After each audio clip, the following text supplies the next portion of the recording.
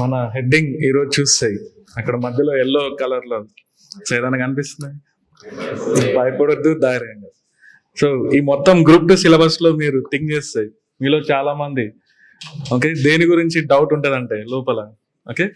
So నేను చెప్పాల్సిన అవసరం లేదు okay, science and technology part.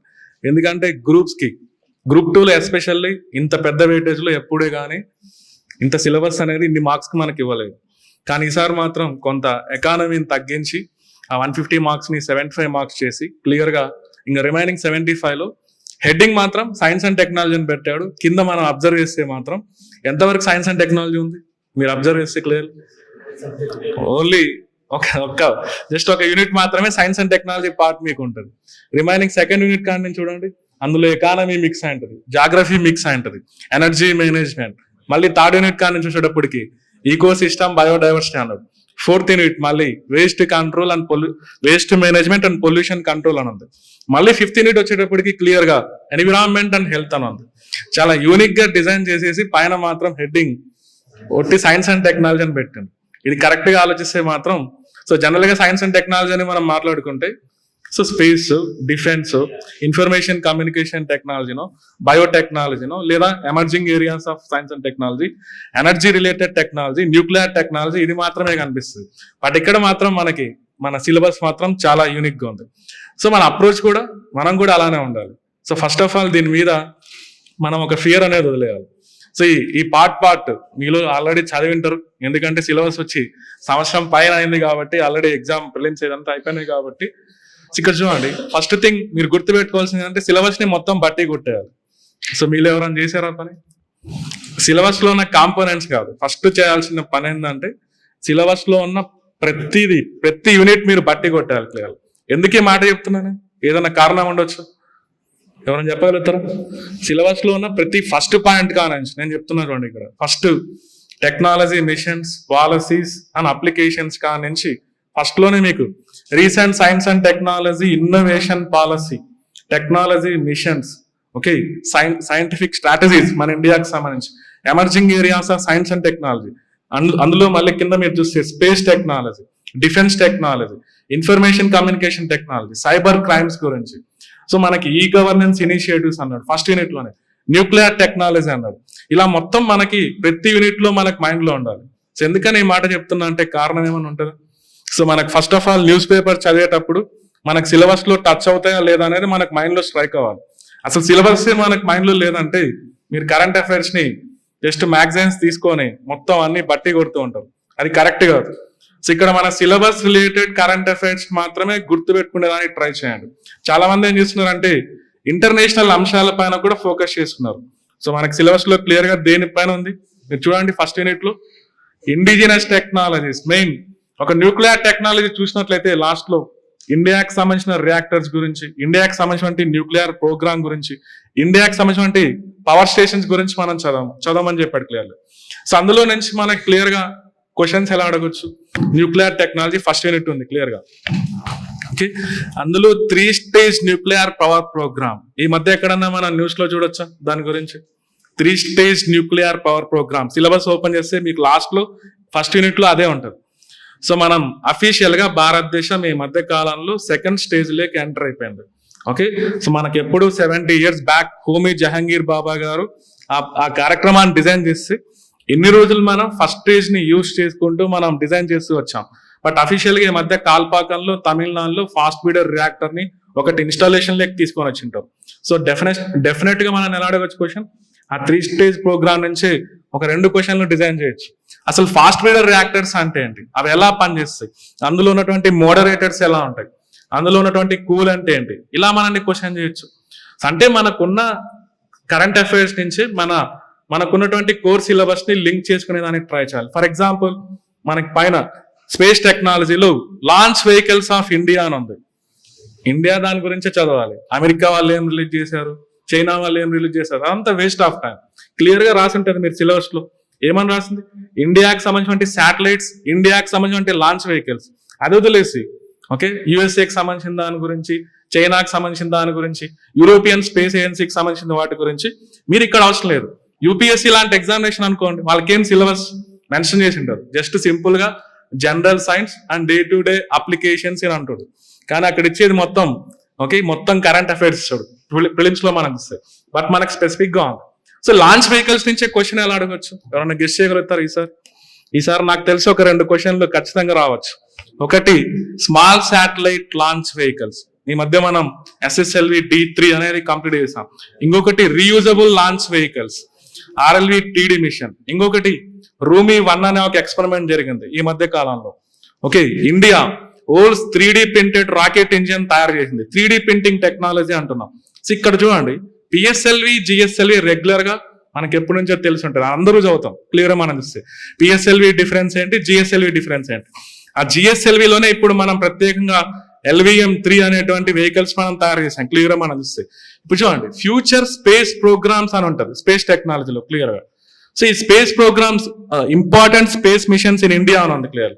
So అక్కడ గెస్ట్ చేయగలగాలి మనం ఏమేమి ఉన్నాయి ఇండియాకి సంబంధించిన ఇంపార్టెంట్ స్పేస్ మిషన్స్ అంటే గతంలో ఏం జరిగినాయి, ఇప్పుడు ఏం జరుగుతుంది, అంటే ఫ్యూచర్ లో ఏమేమి పెండింగ్ లో ఉన్నాయి, అదంతా మనం కంపారిటివ్ గా చూడాలి. సో చంద్రయాన్ మిషన్స్ ఏ ఉన్నాయి. సో 2008 నుంచి 2023 వరకు మనకి 2008లో చంద్రయాన్ 1, 2019లో చంద్రయాన్ 2, 2023లో చంద్రయాన్ 3. ఇప్పుడు చూడండి, మనకి ఆగస్ట్ 23వ తారీఖున ఏదైనా సిగ్నిఫికెన్స్ మనం చూడొచ్చా ఇండియాకి? అంటే మనకి చంద్రయాన్ 3 ఆ రోజు సక్సెస్ఫుల్ గా కంప్లీట్ అయింది కాబట్టి, సో దాన్ని గుర్తించుకునే దానికి ప్రతి సంవత్సరం నేషనల్ స్పేస్ డే అనేది ఒకటి సెలబ్రేట్ చేస్తున్నాం. అంటే అప్కమింగ్ ఎగ్జామ్ లో మనకి ఆ చంద్రయానికి సంబంధించిన కాంపోనెంట్స్, అందులో యూజ్ చేసినటువంటి మెయిన్ పేలోడ్స్ ఏ విధంగా వాటి ఇంపార్టెన్స్ ఏంటి, ఇది మనల్ని క్వశ్చన్ కిందకి అడగొచ్చు. నెక్స్ట్ చంద్రయాన్ 4 అంటున్నాం. ఈ మధ్య క్యాబినెట్ క్లియర్ గా అప్రూవల్ ఇచ్చి ఉంటుంది, కొన్ని దానిలకు క్లియర్ గా కొంత అమౌంట్ కూడా కేటాయించి ఉంటుంది. గగన్యాన్ మిషన్ చూడండి, మొన్నటి వరకు ఒక 10,000 crore రూపీస్ కేటాయించింది, ఇప్పుడు మళ్ళీ అడిషనల్ గా ఇంకొక 10,000 crore rupees clear. So Gaganyaan mission, Chandrayaan 4 ఉద్దేశించి ఇంటర్ ప్లానటరీ మిషన్స్ ఏదైనా పెండింగ్ ఉన్నాయి మనకి, గతంలో ఎప్పుడైనా చేసాం మనం ఇంటర్ ప్లానటరీ మిషన్స్. సో మనకు కనిపించేది 2013లో జరిగినటువంటి ఈవెంట్, మార్స్ ఆర్బిటర్ మిషన్. మనం నెక్స్ట్ ఇక్కడ మంగళయాన్ 2 అంటున్నాం. ఇప్పుడు వచ్చేదాన్ని మనం మార్స్ ఆర్బిటర్ మిషన్ అని మనం పిలవట్లే, ఏదైనా కారణం ఉంటుంది, మంగళయాన్ 2 అంటున్నాం. సో మనం దీంట్లో భాగంగా మనం జస్ట్ లైక్ ఒక రోవర్ సిస్టమ్, దానిపైన కొంత ఎగ్జామిన్ చేసే విధంగా, మార్స్ గ్రహం పైన ఎగ్జామిన్ చేసే విధంగా హెలికాప్టర్ లాంటి అరేంజ్మెంట్స్ మనం చేయనున్నాం క్లియర్ గా. అంటే మన ప్రొసీజర్ కొంత చేంజ్ చేయనున్నాం క్లియర్. సో మంగళయాన్ 2 అనేది ఒకటి ఉంది. శుక్రయాన్ ఎస్పెషల్లీ ఈరోజు తెలంగాణలో కూడా ఈరోజు వచ్చినటువంటి క్వశ్చన్స్ లో ఆ వీనస్ ప్లానెట్ ని టార్గెట్ చేసింది. సో వీనస్ కు ఉన్న ప్రత్యేకత ఏంటి, ఎవరైనా చెప్పగలుగుతారా వీనస్ కి? So hardest planet in solar system. So మరి చంద్రుడికి దగ్గరగా మెర్క్యూరీ ఉంది క్లియర్. సూర్యుడికి దగ్గర మనకి మెర్క్యూరీ కనిపిస్తుంది, బట్ అక్కడ నెక్స్ట్ వీనస్ మనం చూస్తున్నాం, మరి దగ్గరగా అది ఉంది కదా. రేడియేషన్ ఎక్కువ ఉండాలి కదా దాని ప్రభావం. మరి వీనస్ ఎందుకు పిలుస్తున్నాం మనం హార్టెస్ట్ ప్లానెట్ అని? ఏదైనా స్పెసిఫిక్ రీజన్ ఉండొచ్చా? So Venus is considered as the hottest planet in our solar system. So Mercury, Venus, Earth, Mars, మళ్ళీ ఆస్ట్రాయిడ్ బెల్ట్, మళ్ళీ మనకి జూపిటర్, సాటర్న్, యురేనస్, నెప్ట్యూన్ అంటున్నాం. బట్ వీనస్ నే మనం హార్టెస్ట్ ప్లానెట్ అని ఎందుకు చెప్తున్నాం అంటే దాని అట్మాస్ఫియరిక్ స్ట్రక్చర్ అనేది కొంత డిఫరెన్స్ ఉంది. అందులో సర్టైన్ గ్రీన్ హౌస్ గ్యాసెస్ లాంటివి ఉండొచ్చు, carbon dioxide, methane levels clear. So దానిపైన రీసెర్చ్ చేయడానికి మనం శుక్రయాన్ 1 అనేటువంటి ఒక మిషన్ ని ఫ్యూచర్ లో కండక్ట్ చేయనున్నాం. సో మనకు క్లియర్ గా కనిపిస్తాయి ఇలా ఇండియాకి సంబంధించిన స్పేస్ మిషన్స్ అంటే ఇంటర్నేషనల్ గా ఏదన్నా కొలాబరేషన్స్ లో ఉన్నామా ఏదని చెప్పుకోవచ్చు మనం. ఫ్యూచర్ లో జరపాల్సిన ఇంటర్నేషనల్ వైజ్ నిస్సార్ అనేటువంటి ఒక కార్యక్రమం ఉంది, NASA and ISRO synthetic aperture radar clear. So Japan, ఇండియాకి సంబంధించి ఒక కార్యక్రమం ఉంది క్లియర్ గా. సో వాటిని ఇండియా యొక్క పార్టిసిపేషన్ ఎక్కడెక్కడ ఉంటుందో అవన్నీ మనం వెతికి మరీ చూడాలి క్లియర్ గా మనకు చూస్తే. అదే విధంగా ఈ మధ్య కాలంలో మనం ప్రత్యేకంగా స్పేస్ మిషన్స్ అంటే లైగో లాంటి ఇన్స్ట్రుమెంట్స్, ఇండియాకి సంబంధించిన గ్రావిటేషనల్ వేవ్ అబ్జర్వేటరీ. సో అది ఎప్పుడు 6 నుంచి 7 సంవత్సరాల నుంచి మనం అనుకుంటున్నాం దాన్ని కన్స్ట్రక్షన్ చేయాలని. సో అఫీషియల్ గా గవర్నమెంట్ ఆఫ్ ఇండియా ఈ మధ్య ఏదైనా ప్రాంతాన్ని టార్గెట్ చేస్తూ దానికోసం సర్టైన్ అమౌంట్ కేటాయించింది. లైగో అంటున్నాం, gravitational wave observatory. That is also one important space machine of India. మీరు మహారాష్ట్రలో చూడొచ్చు, హింగోలి డిస్ట్రిక్ట్ లో క్లియర్లీ. ఇలా మనం చదువుకునేటువంటి న్యూస్ పేపర్స్ నుంచి దీంట్లోకి మనం తీసుకురావాలి. సో ఇక్కడ స్కోప్ అనేది చూడండి, సైన్స్ అండ్ టెక్నాలజీ మొత్తం ఫస్ట్ యూనిట్ కి అటాచ్ చేశాడు.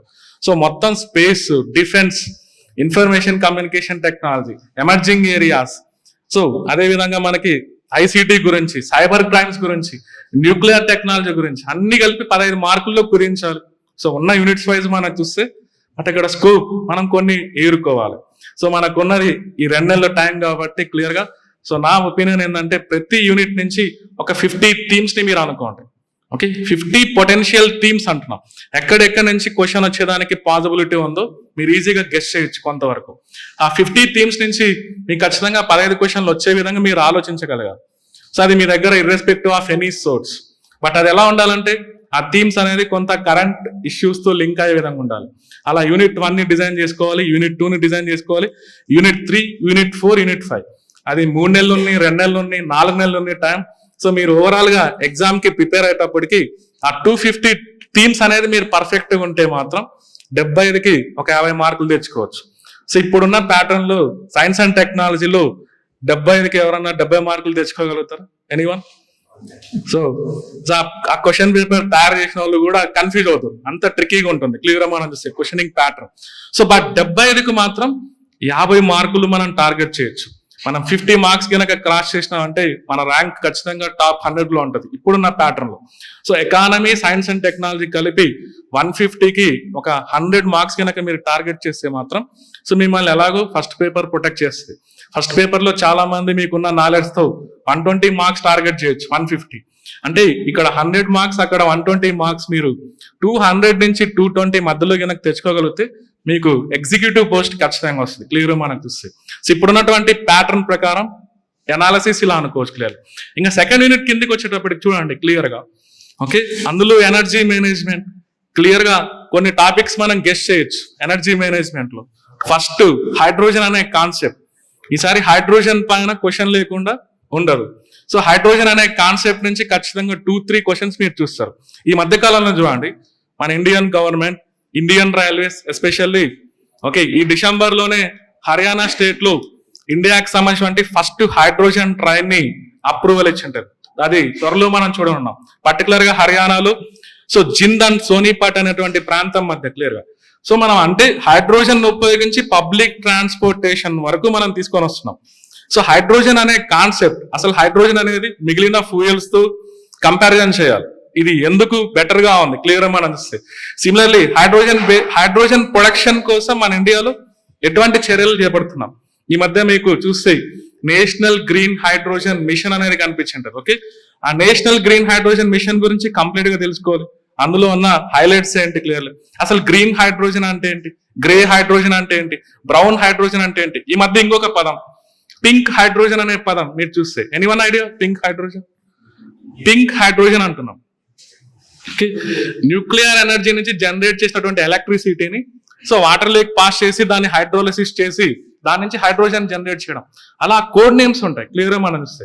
సో ఎనర్జీ మేనేజ్మెంట్ లో మీకు హైడ్రోజన్ అనే టాపిక్ ఎక్కడ కానీ కనిపించదు క్లియర్, కానీ అది న్యూ ఇనిషియేటివ్స్ కిందకి మనం చూడాలి.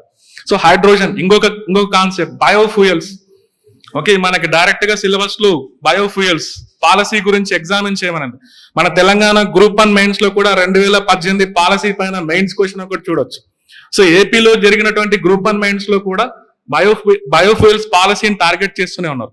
బట్ మనం ప్రిలిమినరీ ఇక్కడ మనం ఆబ్జెక్టివ్ క్వశ్చన్ ఓరియంటేషన్ ఎలా చూడాలంటే అందులో ఉన్నటువంటి హైలైట్స్ ప్రతిదీ మనం అర్థం చేసుకొని చదవాలి. దాన్నే మనల్ని ఐడెంటిఫై ద కరెక్ట్ స్టేట్మెంట్స్ కిందకి ఇస్తాడు క్లియర్ గా మనం చూస్తే.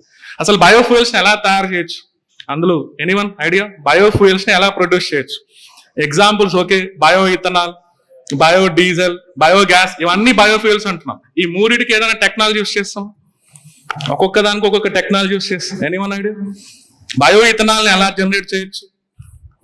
Okay, simple technique, fermentation. Biodiesel transesterification అనే ఒక టెక్నాలజీ ఉంటుంది. బయోగ్యాస్ ఎనరోబిక్ డైజెషన్ అనే ప్రాసెస్ ఉంటుంది. సో మీలో చాలా మందికి తెలిసి ఉంటుంది. ఓకే, సిఎన్జి మనం ఇప్పుడు యూజ్ చేసేటువంటి వెహికల్స్ లో పెట్రోల్ డీజిల్ తో పాటు సిఎన్జి అనేది కూడా ఉంటుంది. ఈ CNG natural gas is a Faasil fuel clear గా. సో అది non renewable energy resource. So government of India ఈ సిఎన్జిని రీప్లేస్ చేసే విధంగా ఈ మధ్య కాలంలో ఒకటి ప్రమోట్ చేస్తుంది. అదేంటది? బయోగ్యాస్ ని. ఆ బయోగ్యాస్ ని పర్టికులర్ గా కంప్రెస్డ్ బయోగ్యాస్ అనే ఫార్మాట్ లో దానికోసం ప్రత్యేకంగా ఒక స్కీమ్ ని కూడా డిజైన్ చేసి ఉంటుంది. ఎనీవన్ ఐడెంటిఫై చేస్తారా? Okay, compressed biogas. Okay, SATAT initiative అని ఒకటి ఉంటుంది. Sustainable alternative towards affordable transportation. ఈసారి కంపల్సరీగా క్వశ్చన్ కింద చూడొచ్చు. చూడండి, నేను అందుకే చెప్పా, సెకండ్ యూనిట్ ని టెక్నాలజీ పరంగా చదువుతూనే దాన్ని ఎలా లింక్ చేయాలి మనం, మళ్ళీ ఎకానమీ నుంచి కొన్ని పాలసీస్ ని, స్కీమ్స్ ని, ప్రోగ్రామ్స్ ని ఇక్కడ సెకండ్ యూనిట్ లో మీరు అటాచ్ చేయగలగాలి. సో ఈ సిలబస్ అంతా యూనిక్ గా ఉంది. సో ఎనర్జీ మేనేజ్మెంట్ అనే టాపిక్ ఏదో కొన్ని యాంగిల్స్ లో చూస్తేనే సరిపోదు, దాన్ని మనం లింక్ చేసుకోగలగాలి. సో పర్టికులర్ గా కొన్ని పాలసీస్, ప్రోగ్రామ్స్, స్కీమ్స్ ని తీసుకొని వచ్చి ఇక్కడ మనం అటాచ్ చేయగలగాలి. అప్పుడే మనం కరెక్ట్ గా పెట్టగలుగుతాం. ఇంకా సోలార్ ఎనర్జీ, సో బయోఫ్యూయల్స్ గురించి మనం క్వశ్చన్ అడగచ్చు అంటున్నాం. సో దాని ప్రొడక్షన్ మెథడ్స్ పైన ప్లస్ దానికి సంబంధించిన పాలసీస్, స్కీమ్స్ పైన. సో ఈసారి చూడండి సోలార్ ఎనర్జీ పైన. సో మన ఇండియాలో October 24 ప్రకారం మనం చూస్తే ఈ సంవత్సరం మొత్తం మీద ఇన్స్టాల్డ్ కెపాసిటీ మనం చూస్తే 90 గిగావాట్ ఉంది. ఓకే, 90 గిగావాట్ క్లియర్ కనిపిస్తుంది October 2024 అక్టోబర్ వరకు మనం చూస్తే. సో ఎప్పుడు 2010లో మన ఇండియా మొత్తం కలిపి కూడా 10 మెగావాట్ ఉండేది. 10 మెగావాట్ అంటే ఎంత ఉంటుంది? 90 గిగావాట్ అంటే ఎంతవరకు మనం చూడొచ్చు? అంటే ఈ డ్రాస్టిక్ చేంజ్ 14 years లో. సో ఏదో మన భారతదేశంలో ప్రయత్నం అనేది బాగా జరిగింది సోలార్ ఎనర్జీని ప్రమోట్ చేసే విధంగా. ఈ రోజు మనం రిన్యూవబుల్ ఎనర్జీ రిసోర్సెస్ గురించి మనం అబ్జర్వ్ చేస్తే సోలార్ ఎనర్జీ డెఫినెట్ గా మనకి టాప్ లో కనిపిస్తుంది క్లియర్లీ. అంటే సోలార్ ఎనర్జీని టార్గెట్ చేస్తూ ఏదో ఒక స్కీమ్స్ ని మిమ్మల్ని అడుగుతాడు క్లియర్లీ. ఓకే, అది పర్టికులర్ గా చూడండి, సోలార్ పార్క్ స్కీమ్ అనుకోవచ్చు, రూఫ్ టాప్ సోలార్ సిస్టమ్స్ పైన అడగచ్చు. సో పర్టికులర్ గా ప్రధాన మంత్రి కుసుమ్ యోజన అని ఒకటి ఉంటుంది. సో ఈ మధ్య రూఫ్ టాప్ సోలార్ సిస్టమ్స్ ని ప్రమోట్ చేసే విధంగా గవర్నమెంట్ ఆఫ్ ఇండియా క్లియర్ గా కొన్ని ప్రోగ్రామ్స్ ని టార్గెట్ చేస్తుంది. ఈ ప్రోగ్రామ్స్ ని కూడా మీరు చూడాలి, టెక్నికల్ పాయింట్ ఆఫ్ వ్యూలోనే కాకుండా కొంత ఎకనామిక్ పాయింట్ ఆఫ్ వ్యూలోనే. ఓకే, ఎకనామిక్ పాయింట్ ఆఫ్ వ్యూలో కూడా మీరు ఆలోచించాలి. సో ప్యూర్లీ ఈ చాప్టర్ మాత్రం ఓకే ఎకానమీని, టెక్నాలజీని ఇంటిగ్రేట్ చేస్తూ రెండు మీరు ప్రిపేర్ అవ్వాలి. బట్ 3వ యూనిట్ కిందకి వస్తే మాత్రం క్లియర్ గా అక్కడ చూడండి మళ్ళీ మారిపోయింది dimension. Okay, ecosystem and biodiversity, అది ప్యూర్లీ మన మైండ్ సెట్ మార్చేస్తుంది. సో అక్కడ ఫస్ట్ లోనే ఈకో సిస్టమ్ గురించి అడుగుతూ okay different types of ecosystems గురించి ఎగ్జామిన్ చేయమంటుంది క్లియర్ గా. ఓకే, దాంట్లోని పార్ట్స్ గురించి ఎగ్జామిన్ చేయమంటుంది, అందులో ఉన్నటువంటి కాంపోనెంట్స్ గురించి చదవమంటుంది, అందులో ఈకో సిస్టమ్ ద్వారా జరిగేటువంటి ఫంక్షన్స్ నేచర్ లో. సో ఇదంతా ఒక డైమెన్షన్ క్లియర్. తర్వాత మళ్ళీ బయోడైవర్సిటీ పైన. సో మన ఇండియాలో బయోడైవర్సిటీ కన్జర్వేషన్ ఎఫర్ట్స్ ఎలా ఉన్నాయి, సో ఇంటర్నేషనల్ వైజ్ ఎలా ఉన్నాయి, బయోడైవర్సిటీకి సంబంధించిన యాక్ట్స్ ఎలా పనిచేస్తున్నాయి. పర్టికులర్ గా చూడండి సైట్స్ అనే దాని మీద అడిగింటాడు మీ సిలబస్ లో లాస్ట్ లో మీరు చూస్తే. ఓకే, సైట్స్ అనే ఏరియా పైన. So endangered species in India వాటి గురించి చదవమని మిమ్మల్ని అడిగింటాడు క్లియర్ గా. మనం చూస్తే ఇక్కడ మనం గమనించాల్సింది ఏంటంటే కొన్ని ఇంపార్టెంట్ ఓకే వైల్డ్ లైఫ్ కోసం మన ఇండియా డిజైన్ చేసేటువంటి ప్రాజెక్ట్స్, ఓకే వైల్డ్ లైఫ్ ని ఉద్దేశించి మన ఇండియా డిజైన్ చేసేటువంటి యాక్ట్స్, అవన్నీ మనం చూడాలి. ఇంపార్టెంట్ రీసెంట్ కనిపించేటాన్ని క్లియర్ గా మనం చూస్తే ఈ మధ్య చూడండి wild life protection act 1972. Okay, దాన్ని కొంత సవరించడం జరిగింది ఇండియాలో క్లియర్ గా మనం చూస్తే. సో మనల్ని ఇక్కడ మీరు గుర్తుపెట్టుకోవాల్సిన విషయం ఏంటంటే అమెండ్మెంట్స్, అది రేపు ఎగ్జామ్ లో మనల్ని ఖచ్చితంగా టార్గెట్ చేస్తారు. సో ఇక్కడ అమెండ్మెంట్స్ సంబంధించి అది ఎన్విరాన్మెంట్ అనుకోవచ్చు లేదా బయోడైవర్సిటీ సంబంధించింది అనుకోవచ్చు. So latest amendments last 4 years లో ఎక్కడెక్కడ ఏ చట్టాలను, ఏ రూల్స్ ని అమెండ్ చేశారో అవన్నీ మీరు అబ్జర్వ్ చేయాలి. సో ఫర్ ఎగ్జాంపుల్ కింద 4th యూనిట్ లో మీరు చూస్తే సాలిడ్ వేస్ట్ మేనేజ్మెంట్ ఒకటి ఉంటుంది క్లియర్ మనం చూస్తే. సో ఈ మధ్య కాలంలో plastic waste management rules, okay దాన్ని అమెండ్మెంట్ చేశారు 2016 తీసుకొని వచ్చిన ప్లాస్టిక్ వేస్ట్ మేనేజ్మెంట్ రూల్స్ ని 2024 లేటెస్ట్ అమెండ్మెంట్స్ ఏం తెలుపుతున్నాయి ఎనీవన్ ఒక్క దాన్ని 2024 ప్లాస్టిక్ వేస్ట్ మేనేజ్మెంట్ రూల్స్ అందులో తీసుకొని వచ్చినటువంటి కొత్త అంశాలు దేనిపైన కాన్సన్ట్రేషన్ చేస్తుంది, వేటిని కంట్రోల్ చేయాలని డిసైడ్ అయింది government of India. Okay okay ఒక point microplastics. Okay, microplastics గురించి ఇంతవరకు ఎక్కడే కానీ మనకు మెన్షన్ చేయలేదు ఏ రూల్స్ లో కూడా క్లియర్ గా మనం చూస్తే. సో ఈసారి ఆ మైక్రో ప్లాస్టిక్స్ ను ఉద్దేశించి మనకు క్లియర్ గా అమెండ్మెంట్ రూల్స్ లో ఉంది. అంటే ప్లాస్టిక్ వేస్ట్ మేనేజ్మెంట్ రూల్స్ సంబంధించి అది ఎవల్యూషన్ ఎలా జరుగుతూ వచ్చింది, 2016 ఏం జరిగింది, 2018 ఏం జరిగింది, 2021 ఏం జరిగింది, 2022 ఏం జరిగింది, 2024 అన్ని రూల్స్, అన్ని చట్టాలు చదవాల్సిన అవసరం లేదు. సో ఏదన్నా కరెంట్ అఫైర్స్ లో మనకు డైరెక్ట్ గా కనెక్ట్ అవుతుంటే వాటిపైన ఫోకస్ చేయండి, అవి ఖచ్చితంగా మీకు రిఫ్లెక్ట్ అవుతాయి క్లియర్గా మనం చూస్తే. అదేవిధంగా electronic waste, okay, solid waste లోనే ఇవన్నీ మనం అనుకుంటున్నాం. ఎలక్ట్రానిక్ వేస్ట్ ఈసారి అడగొచ్చు దానిపైన క్వశ్చన్, ఎందుకు అడగకూడదు ఈసారి? సో గ్లోబల్ ఈ వేస్ట్ మానిటర్ రిపోర్ట్, మీలో కొంతమంది చదివి ఉంటారు, గ్లోబల్ ఈ వేస్ట్ మానిటర్ రిపోర్ట్ 2024. అందులో క్లియర్ గా 2030 ఉద్దేశించి అది హెచ్చరిస్తుంది ప్రపంచాన్ని మొత్తం. సో 2010లో ఈ వేస్ట్ అనేది ప్రపంచం మొత్తం మీద ఒక 34 బిలియన్ కేజీస్ అనేది ఉంది. 2022 వచ్చేటప్పటికి అది 62 అయింది. 2030 వచ్చేటప్పటికి అది 82 అవుతుందని క్లియర్ గా ఇండికేషన్ ఇస్తుంది. సో ఈ వేస్ట్ నుంచి రిలీజ్ అయ్యేటువంటి పొల్యూటెంట్స్ అందులో రాసి ఉంటారు క్లియర్ గా. ఓకే, సో మనం అది కూడా అడగచ్చు, which of the following pollutants are released from the electronic waste? Very very important, technical గా తెలుసుకోవాలి కొంతవరకు. సో మన ఇండియాలో లేటెస్ట్ ఈ వేస్ట్ మేనేజ్మెంట్ రూల్స్ ఏమైనా ఉన్నాయా 2022 మనం చూస్తే అందులో ఉన్నటువంటి హైలైట్స్ ఏంటి? సో ఈ వేస్ట్ పైన మనల్ని క్వశ్చన్ అడగవచ్చు, ఎందుకంటే క్లియర్ గా గ్లోబల్ ఈ వేస్ట్ మానిటర్ రిపోర్ట్ మనకు ఉంది కాబట్టి న్యూస్ లో క్లియర్ గా మనం చూస్తే. అదేవిధంగా మనకి బయోడైవర్సిటీకి సంబంధించి కూడా చట్టం ఒకటి ఉంది మన ఇండియాలో. సో ఏదని చెప్పుకోవచ్చు మనం, బయోడైవర్సిటీకి సంబంధించి మనకి బయోలాజికల్ డైవర్సిటీ యాక్ట్ 2002 క్లియర్ గా. ఓకే, ఆ చట్టంలో ఉన్నటువంటి కొన్ని ఇంపార్టెంట్ సెక్షన్స్, వాటి నుంచి మనం ఏం ఏర్పాటు చేయొచ్చు? Wild life protection act, okay, 1972 యొక్క ఇంపార్టెన్స్ ఏంటి, వాటి నుంచి ఏమేమి సమస్యలు ఎస్టాబ్లిష్ అయ్యాయి ఇండియాలో క్లియర్ గా. సో అదేవిధంగా పొల్యూషన్ రిలేటెడ్ యాక్ట్స్ క్లియర్ గా. సో మనం చూస్తే 1972 world conference on human environment, United nations conference on human environment అనేది క్లియర్ గా జరిగింటారు.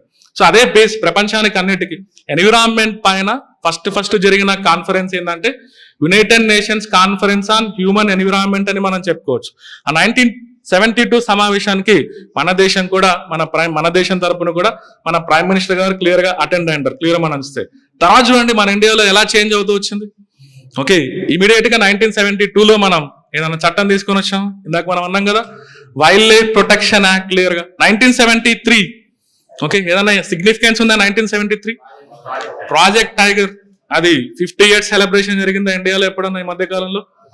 ఓకే, లాస్ట్ ఇయర్ క్లియర్ గా మనకి మైసూర్లో 50 years సెలబ్రేషన్ జరిగింది. అందులో మనం ఇంటర్నేషనల్ బిగ్ క్యాట్ అలియన్స్ అనేది ఒకటి ఫామ్ చేసుకుంటాం. సో అందులో ఆ సమావేశంలో భాగంగానే 5th టైగర్ సెన్సెస్ రిపోర్ట్ ని మనం రిలీజ్ చేసి ఉంటాం. సో అవన్నీ రేపు ఎగ్జామ్ లో మనల్ని టార్గెట్ చేయొచ్చు.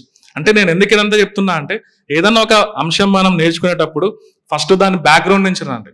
సో ఇక్కడ సైన్స్ అండ్ టెక్నాలజీ కానివ్వండి, ఎన్విరాన్మెంట్ కానివ్వండి, బ్యాక్గ్రౌండ్ కనుక స్ట్రాంగ్ గా లేకుంటే మాత్రం మనకు ఇప్పుడు వచ్చేటువంటి ఎగ్జామ్ ప్యాటర్న్ లో ఆ క్వశ్చన్స్ ని మనం కింద ఉన్నటువంటి ఆప్షన్స్ ని ఎలిమినేట్ చేయలేం. సో మనం ఆప్షన్స్ ని ప్రాపర్ గా ఎలిమినేట్ చేయాలంటే మాత్రం మనకి కింద ఉన్నటువంటి ఫౌండేషన్ స్ట్రాంగ్ ఉండాలి. సో ఒట్టి కరెంట్ అఫైర్స్ చదువుకుంటే మాత్రం దానివల్ల యూజ్ ఉండదు. సో కరెంట్ అఫైర్స్ కావాలంటే మీకు మంత్లీ మ్యాగజైన్ లో 100 దొరుకుతాయి, science and technology, environment. So అవన్నీ చదువుకోవద్దు, అదంతా చదువుకొని మీరు వేస్ట్ చేసుకోవద్దు. సో ఫస్ట్ అబ్జర్వేషన్ చేయాల్సింది ఏంటంటే సిలబస్. ఆ సిలబస్ ని బేస్ చేసుకొని అందులో ఉన్నటువంటి కోర్ కాన్సెప్ట్స్, ఆ కోర్ కాన్సెప్ట్స్ ని బేస్ చేసుకొని మళ్ళీ అప్పుడు కరెంట్ అఫైర్స్ లేక రండి. ఇలా ప్రతి యూనిట్ నుంచి ఒక 50 థీమ్స్ ని మీరు టార్గెట్ చేస్తే ఆ 50 థీమ్స్ లో ఖచ్చితంగా మీరు ఒక 10 నుంచి 15 ఏరియాస్ మీకు రేపు ఎగ్జామ్ లో టచ్ అయినాయి అనుకోండి, మీరు 50 మార్కులు చేయొచ్చు. ఇప్పుడున్న ప్యాటర్న్ లో సో అది ఓపెన్ ఛాలెంజ్, ఎవరు 70 మార్కులు 65 మార్కులు తెచ్చుకోలేరు. ఎందుకంటే సో మన బ్రెయిన్ అనేది ఖచ్చితంగా ఎక్కడో ఒక దగ్గర తప్పు చేస్తుంది. సో అక్కడ స్టాటిక్ సబ్జెక్ట్ కాదు, పైగా ఇదంతా మల్టిపుల్ ఏరియాస్ తో లింక్ అయింది, ఒక ఏరియా కాదు చూడండి. సో మల్టిపుల్ డైమెన్షన్స్ మనకు ఉండాలి కాబట్టి సో మనం మాన్యువల్ గా కొంతవరకు ఎర్రర్స్ అనేది మనం చేస్తాం. బట్ 50 మార్క్స్ కనుక మీరు దాటగలిగితే మాత్రం మీకు 100 లోపల మీ ర్యాంక్ ఉంటుంది క్లియర్ గా మనం ఇస్తే. మిగిలింది బాగా రాయాలి ఫస్ట్ ఆఫ్ ఆల్ క్లియర్ గా. ఇక్కడ చూడండి యూనిట్ 4 కిందికి వచ్చేటప్పటికి క్లియర్ గా దాంట్లో ఇక్కడ మొత్తం సిలబస్ పైన బయోటెక్నాలజీ అనే వర్డ్ ఎక్కడన్నా అడిగాడు? ఓకే, మీరు మొత్తం సిలబస్ ఓపెన్ చేస్తే బయోటెక్నాలజీ అనే వర్డ్ ఎక్కడే కానీ మీకు మెన్షన్ చేయలేదు, కానీ ఉంది. ఎక్కడన్నా ఉందా biotechnology? Okay, transgenic effects, transgenic organisms యొక్క ఎఫెక్ట్స్ ఏంటి ఎన్విరాన్మెంట్ పైన, మన దేశంలో దాని రెగ్యులేషన్ ఏ విధంగా ఉందనేది క్లియర్ గా ఉంది. Eco friendly technologies in agriculture clearly. So bioremediation process. So ఈ మధ్య కాలంలో మనం DMH11 పైన మన ఇండియాలో గత 2 సంవత్సరాల నుంచి చర్చ జరుగుతుంది క్లియర్ గా మనం చూస్తే. దారా మస్టర్డ్ హైబ్రిడ్ వెరైటీ క్లియర్ గా మనం చూస్తే. సో దారా మస్టర్డ్ హైబ్రిడ్ వెరైటీని టార్గెట్ చేస్తూ మనం ఇక్కడ సైన్స్ అండ్ టెక్నాలజీలో ప్రిపేర్ అవుతున్నాం కాబట్టి అది ఎలా క్రియేట్ చేశారు, దాన్ని ఎవరు క్రియేట్ చేశారు, అందులో యూజ్ చేసినటువంటి జీన్స్ ఏంటి, సో దాన్ని ఎలా డిజైన్ చేశారు, దీన్నే ఒక ప్రొసీజర్ కిందకి అనుకొని దాని నుంచి క్వశ్చన్ డిజైన్ చేయొచ్చు. రెగ్యులేషన్ అంటున్నాడు ఇక్కడ క్లియర్ మనం చూస్తే, దీన్ని ఎలా ఆలోచించవచ్చు మనం? ఓకే, మనకి జెనెటికల్లీ మాడిఫైడ్ ఆర్గానిజం సంబంధించి ఇండియాలో ఒకటే ఒక రెగ్యులేటింగ్ బాడీ ఉంటుంది, main genetic engineering appraisal committee. So clear గా వాళ్ళు పర్మిషన్ ఇస్తేనే ఇలాంటి వాటిని మనం డిజైన్ చేయొచ్చు, ఇలాంటి వాటిని ఫీల్డ్ ట్రయల్స్ లో యూజ్ చేయొచ్చు, కమర్షియల్ గా వాటిని యూజ్ చేసుకోవచ్చు క్లియర్లీ. సో మన ఇండియాలో కమర్షియల్ గా అప్రూవ్ అయినటువంటి ఫస్ట్ జెనెటికల్లీ మాడిఫైడ్ క్రాప్ ఏదంటే ఏం చెప్తాం? బట్ ఇక్కడ ఫస్ట్ ఓకే ఫుడ్ క్రాప్ ఏదంటే ఏం చెప్తాం మనం? కమర్షియల్ గా అప్రూవ్ అయినటువంటి ఓకే సో మస్టర్డ్. క్లియర్ గా ఇంతకు ముందు ప్రయత్నం జరిగింది ఇండియాలో బీటీ బ్రింజాల్ విషయంలో, కానీ దాన్ని ఎప్పుడూ కానీ కమర్షియల్ గా అప్రూవ్ చేయలేదు క్లియర్లీ. సో ఆ ఏరియాని మిమ్మల్ని రేపు ఎగ్జామ్ లో ఖచ్చితంగా క్వశ్చన్ కిందికి అడగచ్చు. ఇంకా ఈకో ఫ్రెండ్లీ టెక్నాలజీస్ అనేది ఒకటి క్లియర్ గా రాసి ఉంటుంది. అందులో మీరు చూస్తే ఈ మధ్య చూడండి మనం యూజ్ చేసేటువంటి అగ్రికల్చర్ లో యూజ్ చేసేటువంటి ఫర్టిలైజర్స్ విషయంలో చాలా చేంజెస్ మనం చూసాం. Nano urea, nano diammonium phosphate, okay urea gold, ఇలాంటి కాన్సెప్ట్స్ క్లియర్ గా. సో ఆ nano urea, nano diammonium phosphate పైన రేపు క్వశ్చన్స్ కిందకి మీరు అబ్జర్వ్ చేయొచ్చు clearly. Similarly eco friendly technologies అంటే ఆర్గానిక్ ఫార్మింగ్. సో మన ఇండియాలో ఆర్గానిక్ ఫార్మింగ్ అనేది ఎలా ప్రమోట్ చేస్తున్నాం? సో దీనికి సంబంధించి లాస్ట్ ఇయర్ బడ్జెట్ లో మనం ఓకే పిఎం ప్రణామ్ అనేటువంటి ఒక కార్యక్రమాన్ని గవర్నమెంట్ ఆఫ్ ఇండియా లాంచ్ చేసి ఉంటుంది, PM Pranam. So chemical fertilisers కి ఆల్టర్నేట్ ఫర్టిలైజర్స్ ని యూజ్ చేసే విధంగా, కొంతమందికి ఫార్మర్స్ కి ఫైనాన్షియల్ సపోర్ట్ ఇచ్చే విధంగా పిఎం ప్రణామ్ అంటున్నాం క్లియర్. సో అక్కడ కూడా మళ్ళీ మనం ఓకే స్కీమ్స్ లోకి మనం వెళ్ళాలి కొంతవరకు క్లియర్ గా మనం చూస్తాం. ఓకే ఇలా మనకి బయోటెక్నాలజీ మనకి పేరు లేకపోయినా కూడా ఎక్కడో ఒక దగ్గర రిలేట్ అవుతుంది క్లియర్ గా. ఇంకొక ఏరియా ఉంది ఫస్ట్ లో emerging areas of science and technology ఉంది క్లియర్ గా మనం చూస్తే. అందులో ఏదైనా చూడొచ్చా మన ఇండియాలో? Emerging areas of science and technology, biotechnology నుంచి ఏదన్నా టాపిక్స్ కొన్ని అనుకోవచ్చా? అసలు ఎమర్జింగ్ ఏరియాస్ అంటే ఎలా చెప్పుకోవచ్చు మనం? ఎమర్జింగ్ ఏరియాస్ అని క్లియర్ గా గ్రూప్ 2 సిలబస్ లో సెకండ్ లైన్ లోనే రాసి ఉంటది. ఓకే ఎమర్జింగ్ ఫ్రాంటియర్స్ అని, దాన్ని ఎలా అర్థం చేసుకోవచ్చు? ఓకే అవి ఇప్పుడిప్పుడే ఓకే డెవలప్ అవుతూ ఉండాలి, దానివల్ల ఫ్యూచర్ అనేది ఇన్ఫ్లుయెన్స్ అవ్వగలగాలి క్లియర్ గా మనం చూస్తే. అలాంటి ఏరియా ఒకటి బయోటెక్నాలజీ నుంచి అనుకోవచ్చు. ఏదైనా చెప్పగలుగుతారు బయోటెక్నాలజీ నుంచి? Okay CRISPR Cas9 technology, gene editing methods. Okay ప్రపంచంలో ఇది ఫ్యూచర్ లో విప్లవాత్మక మార్పులు తీసుకురానుంది. హెల్త్ కేర్ సెక్టార్ అనుకోవచ్చు, అగ్రికల్చర్ సెక్టార్ అనుకోవచ్చు. సో ఆ క్రిస్పర్ కాస్9 టెక్నాలజీని బేస్ చేసుకొని మనల్ని క్వశ్చన్ అడగవచ్చు. అదే ఎమర్జింగ్ ఏరియాస్ కిందకి ఏదైనా చెప్పుకోవచ్చు మొత్తం సిలబస్ నుంచి. మనం ఇందాక మనం మాట్లాడుకున్నాం హైడ్రోజన్ ఫ్యూయల్ సెల్స్, అది కూడా ఏమనుకోవచ్చు మనం? ఎమర్జింగ్ ఏరియాస్ అనుకోవచ్చు. సిమిలర్లీ స్పేస్ టెక్నాలజీ నుంచి ఏదైనా తీసుకోవచ్చు మనం ఎమర్జింగ్ ఏరియాస్ కింద. Okay space technology, reusable launch vehicles, okay అవి కూడా ఎమర్జింగ్ ఏరియాస్ కింద అనుకోవచ్చు. ఇన్ఫర్మేషన్ కమ్యూనికేషన్ టెక్నాలజీ, దాని నుంచి ఏదైనా తీసుకోవచ్చు మనం ఎమర్జింగ్ ఏరియాస్ అంటే. ఓకే డెఫినెట్ గా మనకి ఆర్టిఫిషియల్ ఇంటెలిజెన్స్ అనేది ఒక టాపిక్, బ్లాక్ చైన్ టెక్నాలజీ అనే ఒక టాపిక్. సో నెక్స్ట్ ఈ మెటావర్స్ అనేటువంటి ఒక కాన్సెప్ట్, ఇవన్నీ మనం ఇన్ఫర్మేషన్ కమ్యూనికేషన్ టెక్నాలజీ కిందకి చూడొచ్చు క్లియర్ గా. సో ఏఐ మీద ఖచ్చితంగా క్వశ్చన్ అనేది సార్ ఉంటది. మన బడ్జెట్ లో కూడా ఇండియా ఏఐ మిషన్ కి సంబంధించి government of India okay around ఒక 550 crore రూపీస్ ని కేటాయించుంటది క్లియర్ మనం చూస్తే.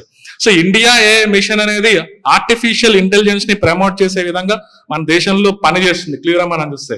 సో మీరు అనుకోవచ్చు పైన టెక్నాలజీ మిషన్స్ అనే కాన్సెప్ట్ కూడా ఉంది కదా, ఆ కాన్సెప్ట్ ఎప్పుడు పాతది. ఎప్పటి నుంచి వచ్చి ఉంటుంది ఆ టెక్నాలజీ మిషన్స్ అనేది? ఎప్పుడు 1987 ఓకే మనకు అప్పుడున్నటువంటి ప్రైమ్ మినిస్టర్ గారు రాజీవ్ గాంధీ గారు ఉన్నప్పుడు ఈ టెక్నాలజీ మిషన్స్ అనే కాన్సెప్ట్ ని మన భారతదేశంలో ఇంట్రడ్యూస్ చేసింటారు. ఒక 5 కోర్ ఏరియాస్ ని కాన్సన్ట్రేషన్ చేస్తూ క్లియర్ గా. ఈ రోజు చూడండి ఇమ్యునైజేషన్ అనే కార్యక్రమం క్లియర్ గా టెక్నాలజీ మిషన్స్ లో ఇంక్లూడ్ చేసింటారు. అప్పట్లో క్లియర్ గా మనం చూస్తే మన కోవిడ్ విషయంలో మనం ప్రూవ్ చేసాం మన ఇండియా ఓకే మనం ఎక్స్పోర్ట్ చేసే స్థాయిలో ఉన్నామా, ఇంపోర్ట్ చేసే స్థాయిలో ఉన్నామా? వ్యాక్సిన్స్ క్లియర్ గా మనం చూస్తే ఓకే మనం క్లియర్ గా ఎక్స్పోర్ట్ చేసే స్థాయిలో ఉన్నాం. మన చూడండి మిషన్ కోవిడ్ సురక్ష అనే పేరుతో ఇండియాలో దాదాపుగా 6 రకాల కోవిడ్ వ్యాక్సిన్స్ మనం ఇండిజినస్ టెక్నాలజీస్ తో మనం డెవలప్ చేసాం. సో 6 వ్యాక్సిన్స్ ని ఎగ్జామ్ లో మిమ్మల్ని టార్గెట్ చేస్తారు హెల్త్ ఇనిషియేటివ్స్ కిందకి. సో మనకి for example Covaxin, Covishield, ZyCoV D, Gemcovac, Corbevax TM, ఇవన్నీ మనం ఆ మిషన్ కోవిడ్ సురక్ష నుంచి వచ్చినాయి క్లియర్ మనం ఇస్తే. వాటిని ఎలా క్వశ్చన్ల కిందకి అడగొచ్చు అంటే అందులో ఉన్న కంటెంట్, మనం ఇక్కడ సైన్స్ అండ్ టెక్నాలజీలో ప్రిపేర్ అవుతున్నాం కాబట్టి అందులో ఇన్యాక్టివేటెడ్ కంటెంట్ ఉందా, లైవ్ అటెన్యుయేటెడ్ కంటెంట్ ఉందా, లేదా ఏదైనా జెనెటిక్ మెటీరియల్ డిఎన్ఏ ఉందా, ఆర్ఎన్ఏ ఉందా, ఇలాంటివి మనల్ని టార్గెట్ చేస్తారు. అసలు అది డిజైన్ చేసింది ఎవరు? Department of biotechnology, serum institute of Indiana, department of biotechnology, ICMR, ఇలా మనల్ని టార్గెట్ చేస్తారు. క్లియర్గా మనకు వస్తాయి. ఇలా మనం పూర్తిగా ఇండిజినియస్ టెక్నాలజీస్ పైన ఫోకస్ చేయాలి. ఈ టెక్నాలజీ మిషన్స్ అనే కాన్సెప్ట్ 2018-19 వచ్చినాక మారిపోయింటారు. మీరు చూస్తే prime minister science and technology innovation advisory council clearly అందులో ఒక 9 ఏరియాస్ పైన ఫోకస్ చేసింటారు. ప్రత్యేకంగా artificial intelligence, quantum technologies. So ఈసారి లాస్ట్ ఇయర్ చూడండి, మీకు అబ్జర్వ్ చేస్తే నేషనల్ క్వాంటమ్ మిషన్ అనేది ఒకటి స్టార్ట్ అయింది మన భారతదేశంలో. ఆ నేషనల్ క్వాంటమ్ మిషన్ ని ఈసారి ఖచ్చితంగా 100% క్వశ్చన్ కిందకి అడగవచ్చు. అందులో ఉన్నటువంటి ఏరియాస్, అందులో ఉన్నటువంటి థీమాటిక్ హబ్స్ ఏంటి, అందులో ఉన్నటువంటి హైలైట్స్ ఏంటి, ఓకే, అదంతా మీరు గుర్తుపెట్టుకోవాలి. సో మొత్తం టెక్నాలజీ మిషన్స్ అనేది ఫస్ట్ నుంచి మనం చూస్తే 1987 నుంచి ఇప్పటి వరకు ఎన్నో ఉంటాయి. బట్ స్పెసిఫిక్ గా ఈ మధ్య కాలంలో ఫోకస్ అయ్యేటువంటి ఏరియాస్ ని మీరు క్లియర్ గా చూడాలి. అన్ని మిషన్స్ గురించి అన్ని హైలైట్స్ గుర్తుపెట్టుకోవాలంటే మన వల్ల అవ్వదు, ఎవరి వల్ల అవ్వదు, క్లియర్ మనం చూస్తే. కాబట్టి ఆ prime minister science and technology advisory council లో ఉన్నటువంటి ఆ టెక్నాలజీ మిషన్స్ 9 ఏరియాస్ పైన ఫోకస్ చేయండి. ఖచ్చితంగా ఒక 1 or 2 క్వశ్చన్స్ మీకు రావచ్చు. ఆ టెక్నాలజీ మిషన్స్ అనే కాన్సెప్ట్ సిలబస్ మొత్తం రివైజ్ అయిన తర్వాత లాస్ట్ లో చూడండి, ఖచ్చితంగా మీరు ఇంకా బెటర్ గా అర్థం చేసుకోవచ్చు. అందులో వేస్ట్ టు ఎనర్జీ అనే కాన్సెప్ట్ కూడా ఉంటుంది. Okay, waste to wealth. ఈ మధ్య కాలంలో గవర్నమెంట్ ఆఫ్ ఇండియా దానిపైన ఫోకస్ చేస్తుంది. వ్యర్థ పదార్థాల నుంచి సంపదను క్రియేట్ చేసేటువంటి ఆలోచన, ఎన్నో పథకాలు పనిచేస్తున్నాయి దాన్ని ఉద్దేశించి. మనం ఇందాక అనుకున్నటువంటి సటట్ ఇనిషియేటివ్ అనుకోవచ్చు, మీరు చెప్పినటువంటి గోబర్ధన్ యోజన అనుకోవచ్చు, సో నేషనల్ బయోఫ్యూయల్ పాలసీ 2018 అనుకోవచ్చు. ఇవన్నీ మనం వేస్ట్ టు వెల్త్ కాన్సెప్ట్ నుంచి మనం చూసుకోవచ్చు క్లియర్. ఇలా 4th యూనిట్ ని మనం అలా డిజైన్ చేయాలి. బట్ 5th యూనిట్ వచ్చేటప్పటికి క్లియర్ గా అక్కడ చూడండి, గ్లోబల్ ఎన్విరాన్మెంటల్ ఇష్యూస్ అని క్లియర్ గా మెన్షన్ చేసి ఉంటుంది. ఒక 5 ప్రాబ్లమ్స్ రాసి ఉంటారు. Global warming, climate change, ocean acidification process, acid rains, ozone layer depletion. So దీన్ని ఎక్కడ మీరు ప్రిపేర్ అవ్వాలంటే 4th యూనిట్ లోనే ప్రిపేర్ అవ్వచ్చు. ఎక్కడ ప్రిపేర్ అవ్వచ్చు 4th యూనిట్ లో? అక్కడ మళ్ళీ ఎన్విరాన్మెంటల్ పొల్యూషన్ టైప్స్ అన్నాడు. అక్కడ ఎయిర్ పొల్యూషన్ అనే టాపిక్ వచ్చినప్పుడు, సో ఎయిర్ పొల్యూటెంట్స్ వల్ల ఏ విధంగా డ్యామేజ్ అవుతుంది, సో ఎయిర్ పొల్యూటెంట్స్ వల్ల మనకి ఏ విధమైన నష్టం జరుగుతుంది, ఎన్విరాన్మెంట్ కి ఏ విధంగా నష్టం జరుగుతుంది, అక్కడే మీరు ఈ గ్లోబల్ ఎన్విరాన్మెంటల్ ఇష్యూస్ ని మీరు టార్గెట్ చేయొచ్చు. జస్ట్ దాని మెకానిజమ్స్ గురించి కొంత ఐడియా ఉండాలి. యాసిడ్ రైన్స్ ఎలా ఫామ్ అవుతాయి, ఓషన్ అసిడిఫికేషన్ ఎలా ఫామ్ అవుతుంది, ఓకే, క్లైమేట్ చేంజ్ కి గ్లోబల్ వార్మింగ్ ఉన్న రిలేషన్ ఏంటి, ఈ రెండు జరగాలంటే ముందర ఏం జరుగుతుంది, గ్రీన్ హౌస్ ఎఫెక్ట్ అంటే ఏంటి, గ్రీన్ హౌస్ గ్యాసెస్ అంటే ఏంటి, ఇవంతా మనం కొంత రిలేటివ్ గా కంపారిటివ్ గా మనం ప్రిపేర్ అవ్వాలి. కొన్ని గ్రీన్ హౌస్ గ్యాసెస్ కి ఓజోన్ లేయర్ డిప్లీటింగ్ సబ్స్టెన్స్ కి కూడా రిలేషన్షిప్ ఉంటుంది. ఏదైనా ఒక ఎగ్జాంపుల్ చెప్పగలుగుతారు? Okay, powerful green house gas ఒకటి ఉంది. Similarly powerful ozone layer depleting substance nitrous oxide. Okay, nitrous oxide అది సో మెజారిటీగా మనకి ఎలా వస్తుందంటే, ఒకటి అగ్రికల్చర్ నుంచి రావచ్చు, ఓకే, మనం యూజ్ చేసినటువంటి ఫర్టిలైజర్స్ నుంచి రావచ్చు, so main Faasil fuel burning ద్వారా రావచ్చు. క్లియర్ గా మనం ఆ నైట్రస్ ఆక్సైడ్ స్పెసిఫిక్ గా మీరు ఆలోచిస్తే అది 6 పవర్ఫుల్ గ్రీన్ హౌస్ గ్యాసెస్ లో అది కూడా ఉంటుంది. సో ఎవరన్నా చెప్పగలుగుతారా? సో గ్లోబల్ వార్మింగ్ పొటెన్షియల్ ని బేస్ చేసుకొని ఒక 6 రకాల గ్రీన్ హౌస్ గ్యాసెస్ ని మనం ఎగ్జామిన్ చేయొచ్చు. పవర్ఫుల్ గ్రీన్ హౌస్ గ్యాసెస్ అంటున్నాం, అది కార్బన్ డైఆక్సైడ్ లెవెల్ తో కంపేర్ చేయొచ్చు, కార్బన్ డైఆక్సైడ్ లెవెల్ పొటెన్షియల్ తో కంపేర్ చేయొచ్చు. Carbon dioxide, methane, nitrous oxide, hydrofluorocarbons, perfluorocarbons, sulphur hexafluoride. ఆ మొత్తం లిస్ట్ లో మీరు చూస్తే అన్నిటికంటే పవర్ఫుల్ థింగ్ సల్ఫర్ హెక్సాఫ్లోరైడ్ కనిపిస్తుంది. HFCs అనే పదం అక్కడ ఉంది. ఎనీవన్ ఐడెంటిఫై చేస్తారా? దాన్ని బేస్ చేసుకొని అగ్రిమెంట్ కూడా ఉంది ఎన్విరాన్మెంట్ లో, హైడ్రోఫ్లోరో కార్బన్స్, కిగాలి అగ్రిమెంట్. సో అదే అసలు ఎందుకు దాన్ని డెవలప్ చేసాం? That is alternative to the ozone layer depleting substance. Okay, మనకి ఎప్పుడు 1987 మాంట్రియల్ ప్రోటోకాల్ కొన్ని పదార్థాలను target చేయమంటది. Chlorofluoro carbons, hydrochlorofluoro carbons, వాటికి ఆల్టర్నేటివ్ క్రియేట్ చేసిందే HFCs అంటున్నాం. కానీ దానివల్ల ఒక ప్రాబ్లం ఏంటంటే that is powerful green house gas. Global warming potential term లో మనం చూస్తే వాటిని కూడా 2045-47 వచ్చేటప్పటికి ప్రపంచవ్యాప్తంగా వాటి యొక్క యూసేజ్ ని మినిమైజ్ చేయమంటది దాదాపుగా 85%. సో దాన్ని బేస్ చేసుకునే కిగాలి అగ్రిమెంట్ అనేది 2016 లో ఒకటి జరిగింటది. That is okay, Kigali agreement అంటున్నాం, లేదా కిగాలి అమెండ్మెంట్ అంటున్నాం. దేనికి అమెండ్మెంట్ చేసి ఉండొచ్చు? దానికోసం ఓకే, కియోటో ప్రోటోకాల్ కా మాంట్రియల్ ప్రోటోకాల్ కా? Okay, Montreal protocol. Kyoto protocol కి సంబంధం లేదు, క్లియర్ గా మనం చూస్తే. సో ఆ కిగాలి అగ్రిమెంట్లు మన ఇండియా కూడా 2021 నుంచి క్లియర్ గా దాన్ని ఫాలో అవడానికి ట్రై చేస్తుంది, క్లియర్ గా మనం చూస్తే. సో అగ్రిమెంట్ ని మనల్ని టార్గెట్ చేయొచ్చు. సో అక్కడ చూడండి, there is a connectivity between the green house gases and ozone layer depleting. వాటిని కొంత మీరు అబ్జర్వ్ చేయాలి. సో ఎక్కడెక్కడ క్వశ్చన్స్ రాగలుగుతాయో మనం ఐడెంటిఫై చేయొచ్చు. అది చదివేటప్పుడే మనకు అర్థమైపోతుంది. సో ఏదో బ్లైండ్ గా మన దగ్గర ఉన్న 1000 పేజీల బుక్ తీసుకొని చదివితే మాత్రం, నేను చెప్తున్నా కదా, ఇప్పుడున్న ప్యాటర్న్ లో ఓకే 20 నుంచి 25 మార్కులు తప్పక 50 మార్కులు చేయలేరు. సో మేడం గారు యాక్చువల్ గా ఓకే ఒక షార్ట్ కట్ లో ఒక మెటీరియల్ తయారు చేశారు. నేను ఆల్రెడీ దాన్ని చూసాను. ఓకే, ఆ షార్ట్ ఫామ్ లో మీరు ముందే కొన్ని టాపిక్స్ అనుకొని, సో దానికి సంబంధించిన ప్రిపరేషన్ అనేది స్ట్రాంగ్ గా ఉంటేనే ఓకే అప్పుడు మీరు మంచి మార్కులు చేయగలుగుతారు. ఇందులో మీరు చూస్తే health issues, sustainable development, okay దానికి దీనికి కనెక్టివిటీ ఉందంటారు. Sustainable development and topic health issues last లో ఉన్నాయి కదా. సో సస్టైనబుల్ దాని హెడ్డింగే మనకు, ఆ యూనిట్ హెడ్డింగే ఎన్విరాన్మెంట్ అండ్ హెల్త్ అని ఉంది. అంటే మనం దాంట్లో ఎకానమీ గురించి, సోషల్ ఇష్యూస్ గురించి చదవాల్సిన అవసరం లేదు. బట్ సస్టైనబుల్ డెవలప్మెంట్ గోల్స్ లో ఎన్విరాన్మెంట్ ని, హెల్త్ ని ఉద్దేశించి ఏమైనా కనిపిస్తాయా? ఎవరైనా ఐడెంటిఫై చేస్తారా? Okay, so goal number 3 clear గా మనకి good health and well being. 6th one clean drinking water and sanitation. 7 clean and affordable energy. Okay, 11th one sustainable cities and communities. 12th one responsible consumption and production. 13 climate action. 14 life below water. 15 life on land. So వీటిని focus చేయాలి మనం, మిగిలిన వాటిని focus చేయాల్సిన అవసరం లేదు. అదొక indication clear గా. సో ఇక్కడ కింద హెల్త్ ఇష్యూస్ అనే టాపిక్ ఉంది. సో దాన్ని ఎలా చూడాలంటే, పైన ఉన్నటువంటి సస్టైనబుల్ డెవలప్మెంట్ గోల్స్ లో 3.3, 3.4 అని చెప్తుంది. ఓకే, మళ్ళీ 169 టార్గెట్స్ అవన్నీ గుర్తు పెట్టుకోవడానికి ట్రై చేయొద్దు. ఓకే, ఉన్న 17 సస్టైనబుల్ డెవలప్మెంట్ గోల్స్ లో 169 గుర్తు పెట్టుకోవడానికి ట్రై చేయొద్దు. Clear. Okay, only limited things, కొన్ని సిలబస్ రిలేటెడ్ థింగ్స్ ఉంటాయి. ఫర్ ఎగ్జాంపుల్ 3.3, 3.4, 3.3 టార్గెట్ ఏం చెప్తుంది, 3.4 ఏం చెప్తుంది? ఎనీవన్? ఓకే, 3.3 అనేది క్లియర్ గా కమ్యూనికబుల్ డిసీజెస్ 2013 ఉద్దేశించి ఓకే ప్రపంచవ్యాప్తంగా కొన్ని డిసీజెస్ ని టార్గెట్ చేస్తుంది. Like HIV, hepatitis B, tuberculosis, malaria, water borne diseases, neglected tropical diseases అని రాసి ఉంటారు. సో మన ఇండియాలో టీబీకి సంబంధించి ఏదైనా టార్గెట్ పెట్టుకున్నామా? 2013 ఉందా? ఏదైనా ముందే ఉందా మన ఇండియాకి సంబంధించి? 2025. సిమిలర్లీ ఫైలేరియాసిస్ సంబంధించి టార్గెట్ ఏమైనా ఉందా? మలేరియాకి సంబంధించి టార్గెట్ ఉందా? లెప్రసీకి సంబంధించి టార్గెట్ ఉందా? ఇలా మనం ఆ సస్టైనబుల్ డెవలప్మెంట్ గోల్స్ నుంచి అవి ఏం డిసీజెస్ చెప్తున్నాయో, మన ఇండియా స్టేటస్ ఎలా ఉంది, వాటిని ఉద్దేశించి మనం పెట్టుకున్న టార్గెట్స్ ఏంటి, ఆ కార్యక్రమాలు ఏ విధంగా ఉన్నాయి, అవి మాత్రం చదివితే సరిపోతుంది. Recent disease burdens in India, epidemic and pandemic challenges in India, health care delivery system outcomes, okay health care, okay health related schemes and policies అని క్లియర్ గా రాసి ఉంటారు. సో మీరు పూర్తిగా అన్ని డిసీజెస్ చదవాల్సిన అవసరం లేదు. లాస్ట్ చాప్టర్కి వచ్చేటప్పటికి కొన్ని మనకు సస్టైనబుల్ డెవలప్మెంట్ గోల్స్ లో ఉన్నటువంటి డిసీజెస్ ని టార్గెట్ చేయడానికి మీరు ట్రై చేయాలి. ఇలా ఆ హెల్త్ ఇష్యూస్ అనే టాపిక్ ఒక విధంగా కమ్యూనికబుల్ డిసీజెస్ ని కవర్ చేయాలి, ఇంకొక విధంగా నాన్ కమ్యూనికబుల్ డిసీజెస్. సో ఈ మధ్య గ్లోబల్ క్యాన్సర్ బర్డన్ రిపోర్ట్ మీరు ఒకటి చూడొచ్చు.